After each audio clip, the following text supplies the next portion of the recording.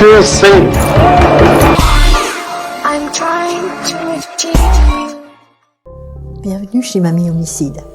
Tout d'abord, un grand merci à ceux qui se sont abonnés dès la première vidéo. Vous êtes sans aucun doute les pionniers de la chaîne et c'est un grand encouragement pour que je continue à la faire vivre. Cette semaine, nous allons dans les tréfonds du mal. Il s'agit bien sûr du satanisme avec un serial killer qui a fait longtemps la une aux États-Unis. Il s'agit du Night Stalker, Richard Ramirez. Asseyez-vous confortablement. C'est parti. Richard Ramirez est né le 29 février 1960. Sa famille et ses influences sont pratiquement le cliché de l'environnement parfait pour faire un serial killer. Ses parents vivaient près d'un site d'expérience nucléaire à Los Alamos au Nouveau-Mexique. Ils ont été exposés aux radiations. De plus, pendant les grossesses de sa mère, celle-ci travaillait tous les jours dans une usine de chaussures sous les vapeurs des produits chimiques très dangereux. À l'époque, il n'y avait ni ventilation ni masque et 2 de ses enfants ont des problèmes de santé à la naissance. Richard a reçu 2 blessures à la tête pendant son enfance. Une commode lui est tombée dessus quand il avait 2 ans et une balançoire l'a frappé à la tête quand il en avait 5. Ce dernier incident sera la cause de violentes crises d'épilepsie jusqu'à l'âge de 15 ans. Son père est alcoolique et violent. Son frère aîné sniffe de la colle et l'initiera à cette drogue dès l'âge de 9 ans.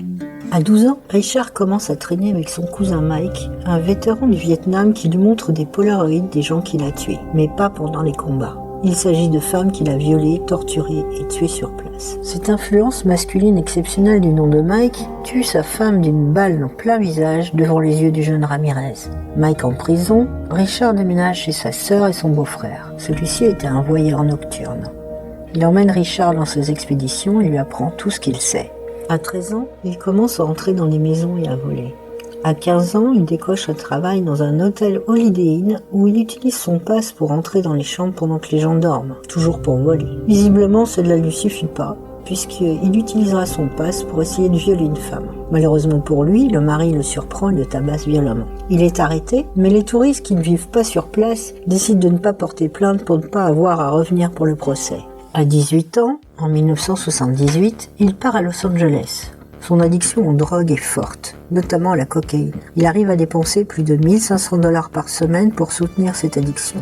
Il trouve cet argent en volant des véhicules et en cambriolant des maisons. Il a une hygiène déplorable. Il se nourrit très mal et ses dents commencent à pourrir. Il devient également sataniste et développe un amour morbide pour Satan. Un de ses premiers meurtres est une femme de 79 ans. Qui subit ce sort parce qu'il n'y a rien à voler chez elle. Elle est découverte le jour suivant par son propre fils. Le 17 mars 85, Richard suit Maria Hernandez chez elle. Il lui tire dessus dans le garage. Elle a les clés de sa voiture dans la main et dévie la balle qu'elle s'apprête à recevoir dans le visage. Elle tombe et joue la morte. Il entre à l'intérieur de la maison, trouve la colocataire Okazaki qui s'était cachée et il la tue. 1 heure plus tard, il sort Veronica Yu de sa voiture et lui tire 2 balles.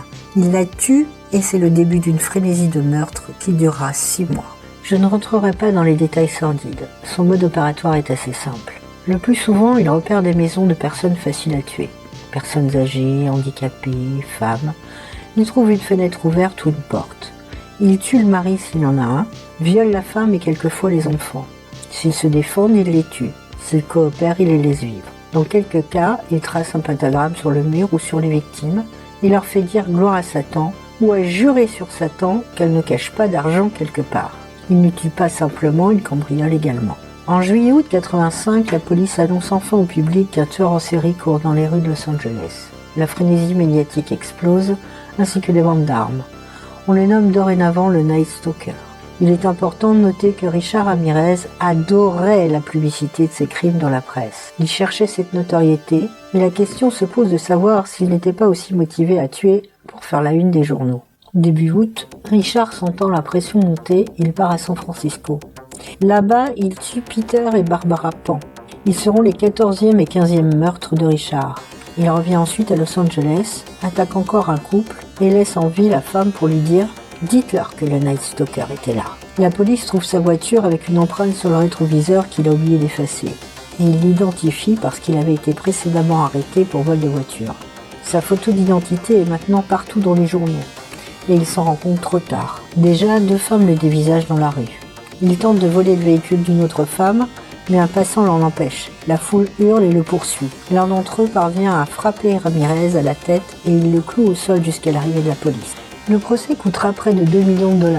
Richard est reconnu coupable de 13 chefs d'accusation de meurtre, 5 tentatives de meurtre, 11 agressions sexuelles et 14 cambriolages. Cela le placera dans le couloir de la mort, mais la sentence ne sera jamais exécutée.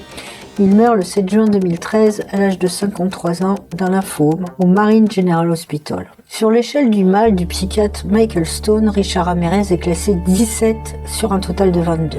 Ce niveau concerne les serial killers pervers sexuels. On retrouve également à ce niveau Ted Bundy. Pour commettre ces attaques sexuelles à un tel niveau, le tueur doit s'assurer qu'il peut contrôler ses victimes.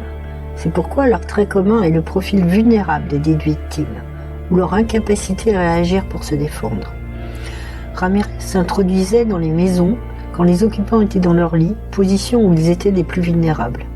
Il tuait immédiatement le mari pour éliminer toute menace, puis commettait ses horreurs sur les enfants et les femmes. Ted Bundy demandait l'aide de ses victimes. Il se présentait en situation de faiblesse, exploitait leur compassion à son égard et diminuait leur méfiance jusqu'à ce qu'il les enlève et les tue. Plus rarement, il a aussi pénétré par effraction la nuit pour commettre ses crimes. Ces deux serial killers avaient un charme indéniable. Ils avaient même une foule de fans prêtes à tout pour eux après leur arrestation. Ces tueurs paraissent tout à fait normaux et sympathiques, mais ils vous charmeraient inlassablement et travailleraient sur vous jusqu'à ce que vous baissiez votre garde.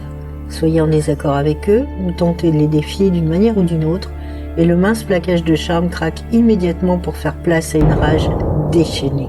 On voit ici un autre trait commun aux tueurs de niveau 17, l'intolérance à la frustration, un des symptômes de la psychopathie.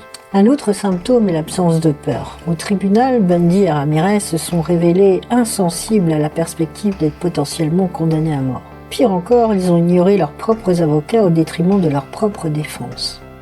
Ils sont extrêmement narcissiques, ont un sens du grandiose exacerbé.